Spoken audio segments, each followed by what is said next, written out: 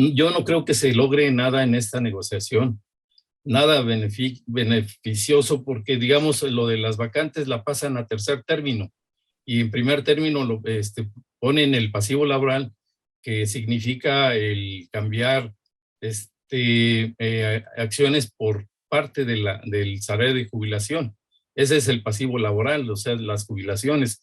Y ahora ya nos puedes encontrar en Telegram. Solo tienes que descargar la aplicación de mensajería Telegram en la tienda digital de tu dispositivo móvil. Busca la Jornada de Oriente y selecciona Unirse al canal. O también puedes escanear con la cámara de tu celular el siguiente código QR, que te llevará directamente a nuestro canal para suscribirte.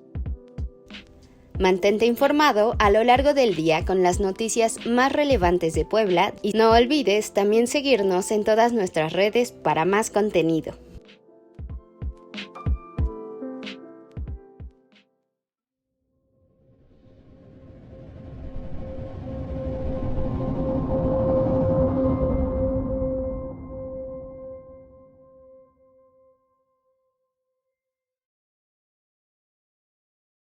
Hola, ¿qué tal? Buenas noches, noche de miércoles, noche de las reporteras. Mi nombre es Patricia Gutiérrez Rodríguez y en esta ocasión estoy a cargo de este programa y me da mucho gusto saludar a Alberto Montenegro, él es telefonista de Querétaro, también a Fernando Cortés y Leonardo Morales. Ellos son de Puebla y forman parte de jubilados de la corriente sindical Telefonistas Construyendo Democracia.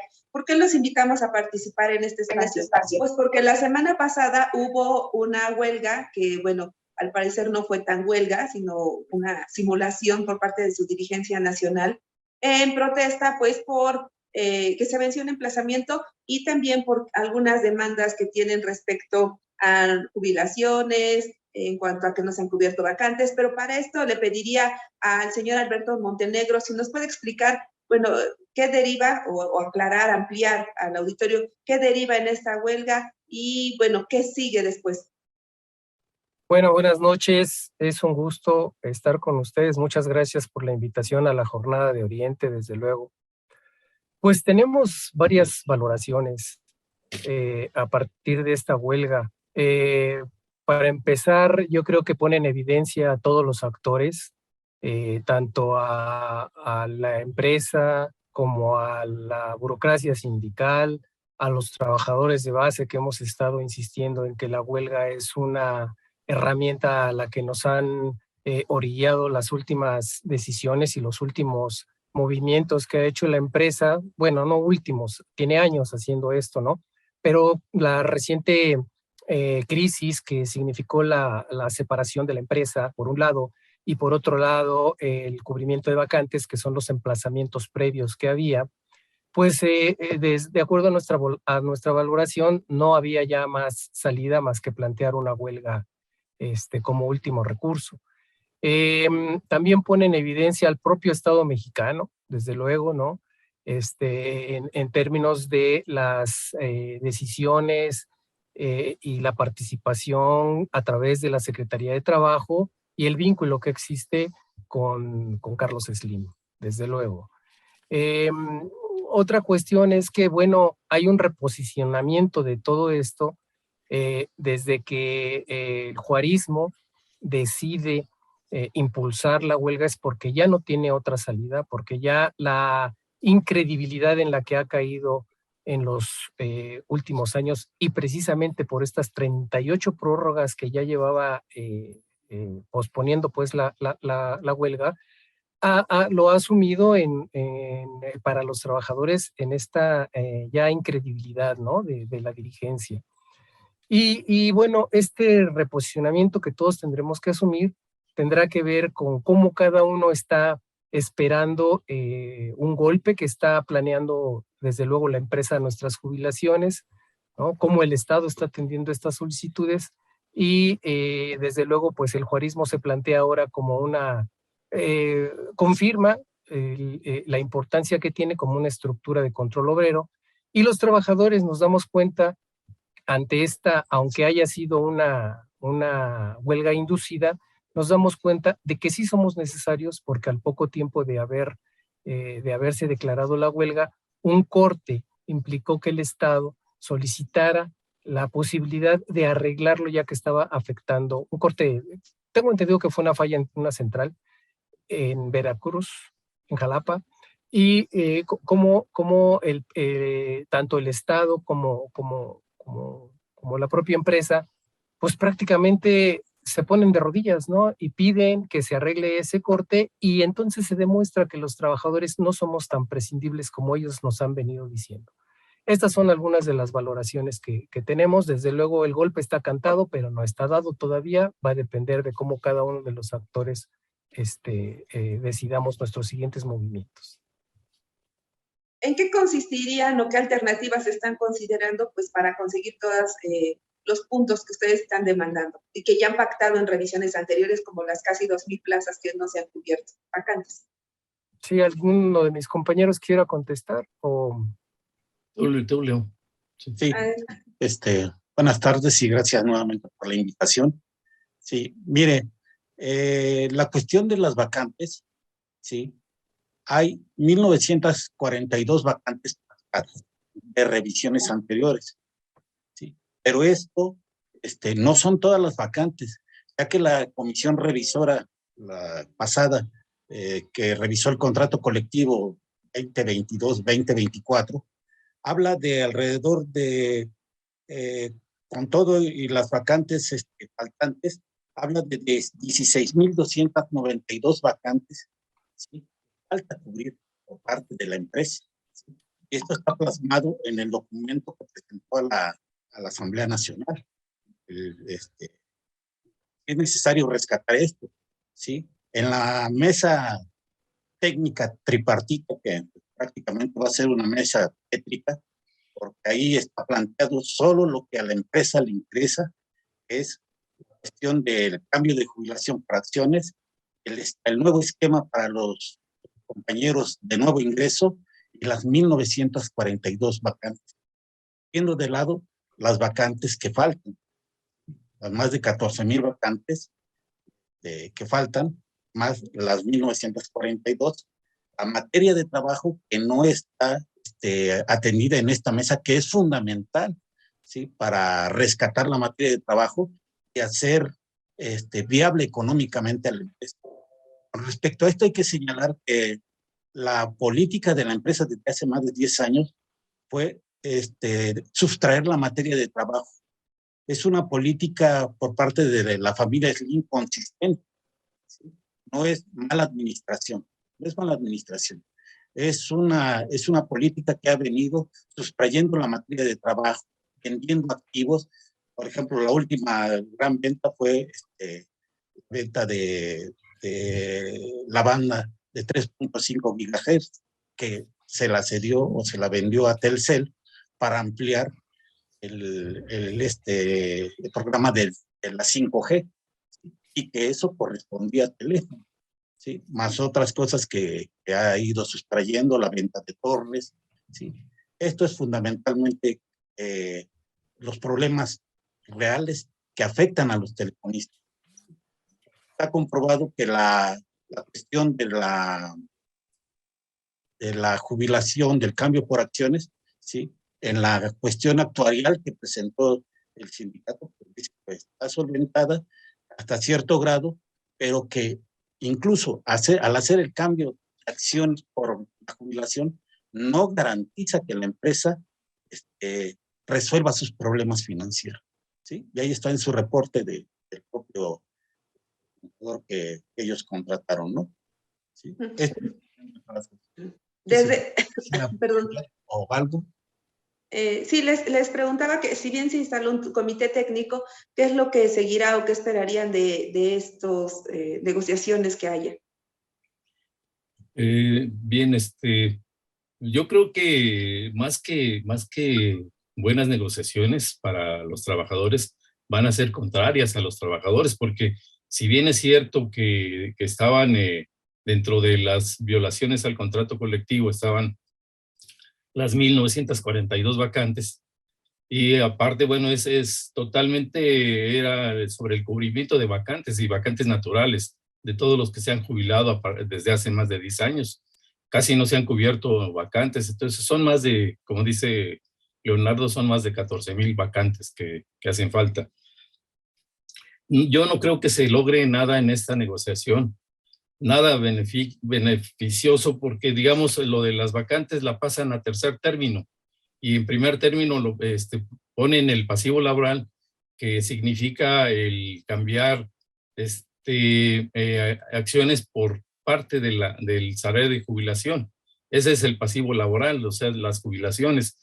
Y también abarcar lo de las vacantes, los del nuevo ingreso, que ya sería bajo otro esquema de jubilación, en el que los de nuevo ingreso tendrían una jubilización y un salario complementario, que una parte la daría la empresa y otra parte la daría ya las AFORES, que si nos ponemos a ver, las AFORES vienen representando menos del 30% de un salario actual.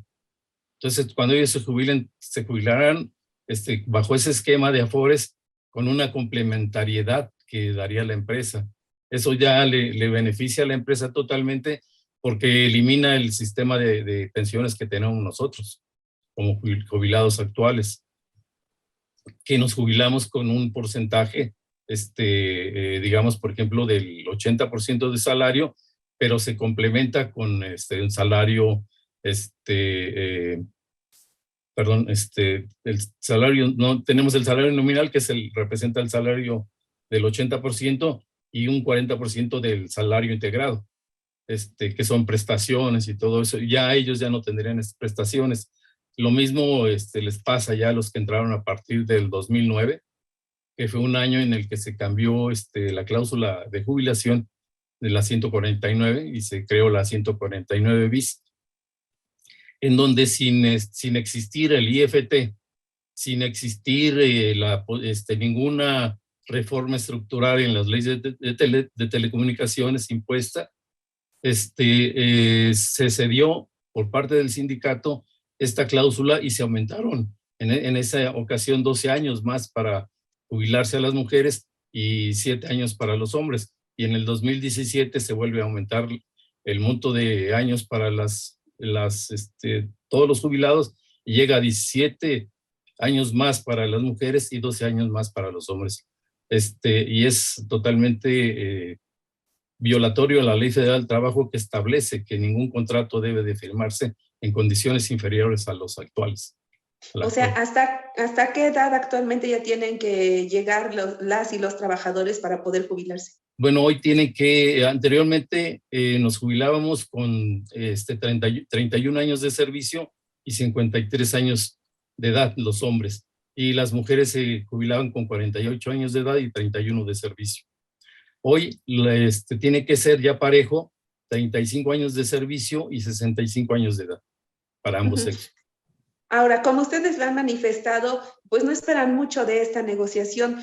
¿Cuál va a ser el paso que van a dar ustedes para que Francisco Hernández Juárez, el líder nacional de los telefonistas, pues pueda responder a los intereses de los trabajadores más que a los propios, como pues aparentemente ha ocurrido durante toda su dirigencia? Don Ubaldo, si nos pudiera comentar, don Alberto, perdón, si nos pudiera comentar. Y muchas gracias. Sí, efectivamente, pues Telefonistas Construyendo Democracia ha tenido desde nuestra valoración, ha tenido una participación importante en los últimos años. Hemos presionado tanto a la dirigencia sindical, propia empresa, desde luego. Nos hemos movilizado en Ciudad de México y tratamos de que nuestros órganos de información, que son varios,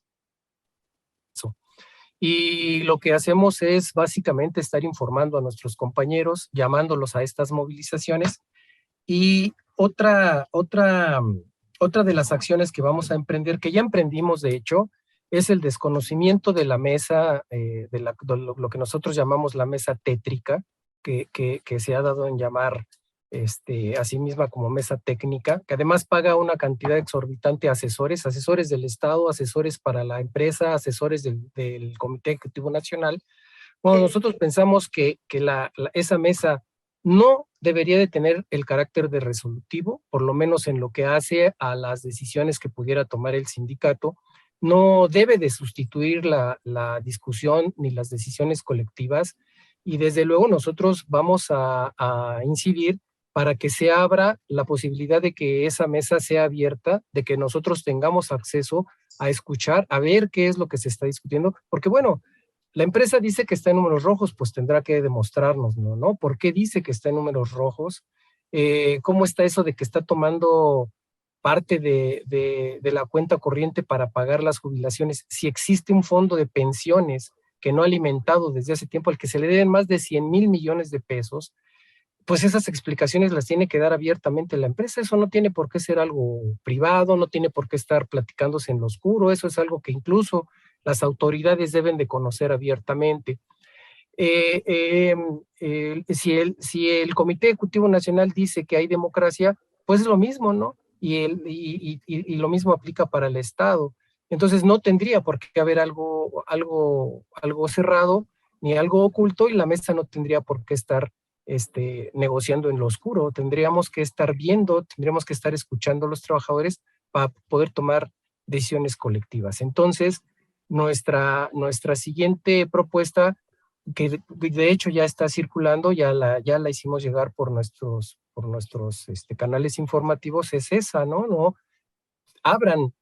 Esa es una de las acciones que nosotros estamos emprendiendo. Desde luego vamos a seguir con movilizaciones, con información, etcétera, ¿no? Ya pues veremos ahí a ver los trabajadores qué es lo que deciden finalmente. ¿Qué tan viable ven que Francisco Hernández Juárez quiere incluirlos? ¿Quiera qué, perdón? Incluirlos. Incluir en estas negociaciones a la corriente sindical Construyendo Democracia. No creemos que el juarismo tenga ninguna intención de incluirnos. No le veo yo ninguna posibilidad a eso. Sin embargo, lo pedirán. No estamos pidiendo que se incluya a la corriente. Estamos pidiendo que las discusiones se abran y la información se abra a todos los trabajadores para que se decidan de acuerdo a nuestro propio estatuto y a nuestras propias estructuras, pues en asambleas, que son los órganos que nuestro estatuto mandata, que es a donde se debe. Pero si los trabajadores no tenemos información, pues no tenemos más que decidir sobre lo que filtran, lo que se filtra, y hay una maniobra de control político e ideológico de parte de la estructura sindical que ha impedido que sean los trabajadores los que estamos discutiendo y tomando decisiones, ¿no? Ha habido más bien la inducción. Es un trabajo de control político e ideológico junto con la empresa que tiene décadas. Lo que nosotros queremos es que se restituyan las decisiones en las asambleas, ¿no? Que algunas secciones ya lo están haciendo, algunas secciones están empujando con sus discusiones y sus decisiones. ¿Pudieras dar detalle de cómo se realiza esta manipulación? Bueno, para empezar está el tema de la falta de transparencia. No tenemos toda la información necesaria para poder estar tomando decisiones. A los trabajadores se nos ha estado machacando constantemente, tanto por parte de la empresa como por parte de la estructura sindical, que no somos necesarios, que ya hay muchos trabajadores que que las telecomunicaciones funcionan por sí mismas y que nuestra mano de obra cada vez es menos necesaria, más imprescindible, que tendríamos que ajustarnos a las nuevas realidades, porque evidentemente lo que América Móvil quiere, que es el controlador de Telmex, lo que América Móvil quiere pues es nuestro contrato colectivo de trabajo. Entonces, el estar machacándonos con que es la competencia la que es responsable de las condiciones laborales en las que estamos, eso es un discurso que viene manejando tanto la empresa como el Comité Ejecutivo Nacional. A nosotros eso nos parece muy, muy peligroso, ¿no? ¿Cómo rompemos nosotros con esto? Bueno, pues precisamente informando y generando la discusión, ¿no? Nosotros seguimos pensando que es allí, que es en las discusiones colectivas, que además es un mandato que tenemos por estatuto, es donde se debe entonces, este discurso, por ejemplo, en este momento de huelga, por eso digo que fue un reposicionamiento interesante, este discurso se rompe porque a las tantas horas de que hubo un corte, resultó que los trabajadores éramos muy necesarios y había que interrumpir la huelga. O sea, las mismas autoridades laborales y el Estado intervinieron para romper una huelga, para entrar a la mitad de la huelga a resolver un problema a las instalaciones. Entonces, ¿somos o no somos necesarios los trabajadores? Pues claro, y esa es una forma en que nosotros estamos demostrando en este momento la ruptura de ese viejo discurso. ¿Van a seguir pidiendo que Telmex vuelva a manos del Estado?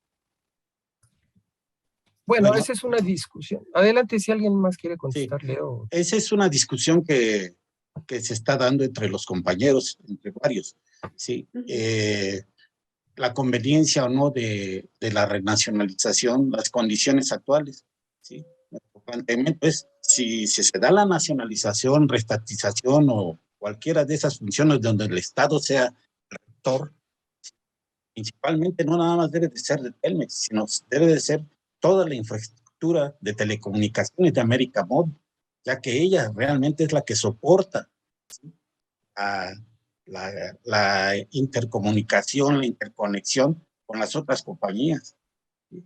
Aunque se habla de grandes inversiones de las otras empresas, no están llegando a la cuestión de las poblaciones medianas y pequeñas. ¿Sí? El presidente Andrés Manuel López Obrador se queja de que no se hizo la inversión importante y que el IFT no obligó o no dio las pautas para que se cubriera todo el territorio nacional. Allá, ¿a cuántos años? De la reforma de telecomunicaciones, que fue en 2013. ¿Sí? Entonces, esa es una cuestión importante que está en discusión dentro de los compañeros. ¿Sí? Don Fernando, perdón, es que me parece que también don Fernando tiene alguna opinión en este tema. No, ahorita después de León. Sí. Nada más otra cuestión para señalar el control ideológico hacia los compañeros y la manipulación. Tan solo basta escuchar el discurso que se echó, que pronunció el compañero Francisco Hernández Juárez en la asamblea para convencerlos de la mesa técnica. Y él empezó a hablar primero de que la huelga podría durar hasta un año, que otras empresas les han desconocido y no pueden desconocer la huelga, que habría que hacer un proceso legal y que ahí tendría que entrar el juez en resolver si es legal o no es legal, y que la empresa iba a hablar por el desconocimiento, el gobierno podía intervenir, o la Secretaría de Comunicaciones y Transporte podría intervenir administrativamente. ¿Sí? Otra cuestión, se iban a retrasar los pagos, que los descuentos iban a venir, ¿sí? los pagos de agosto. ¿Sí? Varias cuestiones que a los compañeros sensiblemente les afecta, ¿sí? Les afecta. E incluso parte de este discurso, ¿no? Y crea todo este ambiente de inseguridad económica, de cuestiones de duda, que causa incertidumbre, ¿sí? Que también nos lleva a replantearnos. Y el fondo de resistencia que ha estado oculto o no se ha dado conocimiento por más de 37 años desde la última huelga, ¿sí? No estamos hablando de centavos, estamos hablando del 15% de todas las aportaciones de los telefonistas por más de 37 años. Estamos hablando de miles de millones de pesos. ¿Sí? Y aquí es el planteamiento. ¿Dónde está el fondo de pensión?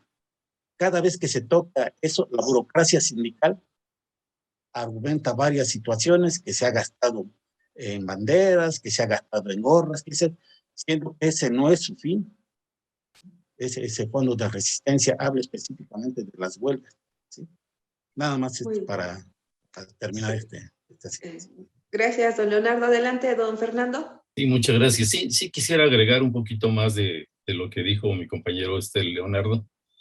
En cuanto a la nacionalización, la verdad no creo que vayamos por ahí, porque la nacionalización sería si estuviera en manos extranjeras. Sería una estatización como estaba antes, en la que el gobierno tenía un 51% de acciones y la iniciativa privada tenía el resto. Nosotros nos inclinamos más por ese rubro. Ya la empresa, y sí reclamaríamos lo que ha trasladado a otras empresas filiales, que son parte de América Móvil. América Móvil nació después de Teléfonos de México, lo mismo Telcel y el grupo Carso. Es a partir de Teléfonos de México donde se enriquece y se crean otras estructuras. Y hoy América Móvil ya es dueña de Teléfonos de México, que serían ellos los que tendrían que estarle inyectando o revitalizando económicamente a la empresa. La empresa se ha llevado lo más rentable de Teléfonos de México. Se creó, por ejemplo, filiales como Uninet, que ya tiene años, Triara también tiene años, y últimamente, a partir de la separación funcional, se crea Renum, donde hoy compañeros, hay varios miles de compañeros a nivel nacional en esa empresa creada en Renum, una empresa que se supone que es otra diferente de Teléfonos de México, pero que funciona dentro de la misma estructura de Teléfonos de México, ocupa los mismos edificios de Teléfonos de México y ocupa la mano de obra de los trabajadores de Teléfonos de México. Entonces, se vuelve contradictorio, digamos, en la cuestión legal, porque se supone que no debe de haber outsourcing y hoy tenemos, como diríamos, un insourcing, ¿no? Dentro de nuestras estructuras, con el mismo personal, y con las mismas instalaciones. Yo creo que ahí hay una verdadera, falla en las leyes, sobre todo del IFETEL. Nada más sería de momento. Muy bien, pues estamos llegando ya a la recta final de la entrevista. No sé si alguien tuviera o quisieran dar algún mensaje final, pues tanto a los telefonistas como a la misma población, ¿no? Quizá no se les está valorando a los telefonistas porque pues ya tenemos muchas compañías a la mano, pero ¿cuál sería la importancia que siguen teniendo la posición estratégica, digamos? ¿Puedo contestar? Claro, adelante. Sí, bueno, antes que nada, perdón por la interrupción, ofrezco una disculpa hace rato, es que se me está cortando mi servicio y de pronto ya no escucho y tengo que voltear mucho a la pantalla. Bueno, miren, yo un poco atendiendo lo anterior,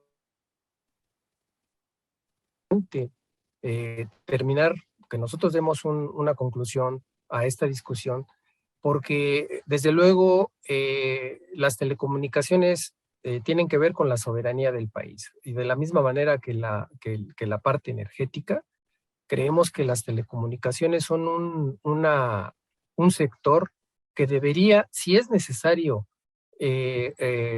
entrar a una renegociación del TEMEC, pues habrá que entrarle, porque es muy peligroso que las telecomunicaciones estén prácticamente disputándose exclusivamente entre un oligopolio que está conformado por América Móvil, por ATT y por Telefónica, ¿no? Esencialmente en una parte y en otra parte, pues por Televisa y por TV Azteca también, que son cableras.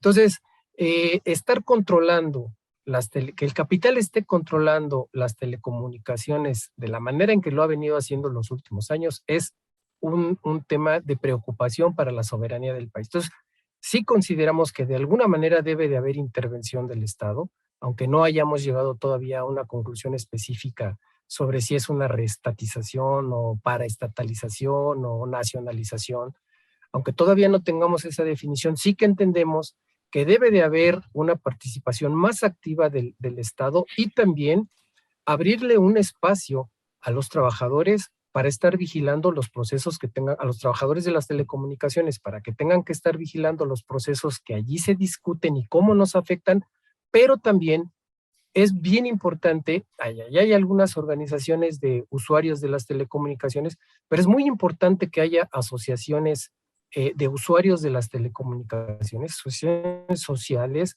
porque el desarrollo personal y del país, y también como un derecho humano, atraviesa porque cada individuo tenga acceso a los servicios de telecomunicaciones y se cierre la brecha digital. Esa es una de las cosas que nosotros tendríamos que también comentar, como que no, la defensa de nuestro contrato colectivo de trabajo no atraviesa exclusivamente para defender nuestra fuente y nuestro ingreso, que además ya creamos durante unos cuantos años de trabajo, lo demás ha sido ganancia para el capital.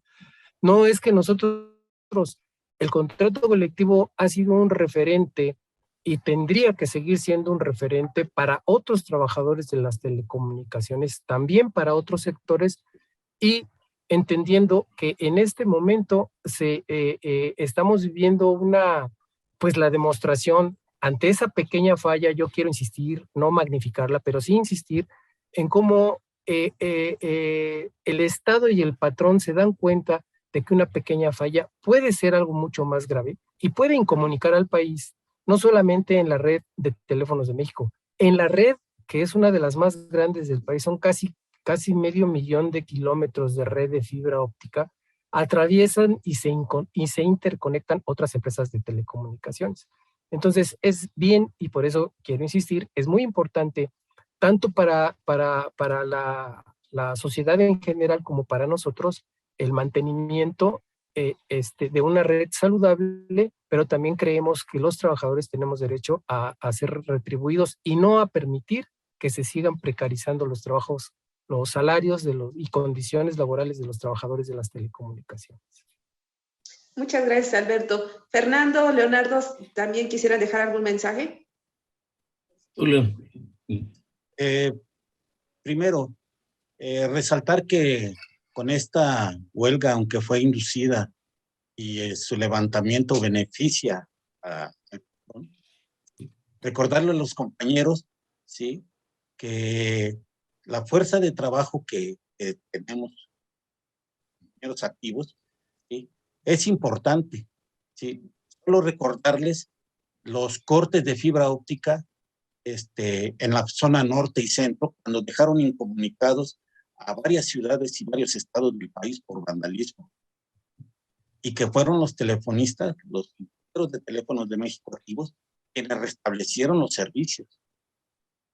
Tan solo recordarles también que el solo hecho de parar la producción y sacar al personal de confianza y poner las banderas de huelga, ¿sí?, eso demuestra la fuerza real que tienen los compañeros, a pesar de que la huelga fue inducida, ¿sí?, insisto, y que beneficia el planteamiento de la mesa técnica tripartita. El poder lo tienen los compañeros activos desde los centros de trabajo. O sea que el planteamiento que nosotros hacemos es: la lucha se debe de dar desde los centros de trabajo para reconquistar las cuestiones como surtimiento de herramienta, algo de tiempo extra que no se le hace, la cuestión de los vehículos, la cuestión de las filiales que están ahora sí realizando su materia de trabajo, pero también debe de recuperarse, ¿sí?, las vacantes, las más de 14,000 vacantes que están ahí planteadas junto con la materia de trabajo. La materia de trabajo se dice, ahí está, pero ¿quién la va a hacer? ¿Sí? Faltan más de 14,000 vacantes por cubrir. Eso no se debe de olvidar. Sí, nada más. Muy bien. Gracias, don Leonardo. Y por último, don Alberto, por favor. Fernando, perdón. Sí, gracias. Mire, yo sí quisiera, y le agradezco de antemano este espacio, sí quisiera decir que a la gente, al gobierno, a quienes nos escuchen, que Carlos Slim no es el empresario ejemplar ni preocupado por mejorar los salarios de los trabajadores. No, eso no es cierto. O sea, si vemos, por ejemplo, sus empresas, como todas las tiendas que tiene, digamos, un Sanborns, ¿no? Sus trabajadores tienen sueldos miserables. Digamos, los trabajadores del Grupo Carso tienen sueldos miserables. Y entonces no es cierto. Y aparte de esto, no está preocupado por mejores salarios de los trabajadores, puesto que nos está queriendo quitar lo que ya habíamos ganado desde hace años, el salario de jubilación, y quiere eliminar el contrato colectivo y quiere eliminar lo que tenemos en cuestiones de prestaciones económicas. Entonces no es preocupado, está preocupado por ganar más. Eso sí se lo dejó claro. Y Francisco Hernández Juárez, pues tampoco es el gran líder, ¿no? El líder que está luchando por los trabajadores. Eso no es cierto. Está luchando y ha estado totalmente de acuerdo en buscar el beneficio de la empresa, y eso se manifiesta en los cambios que ha habido en la cláusula 149, en la 149 bis y 149 ter.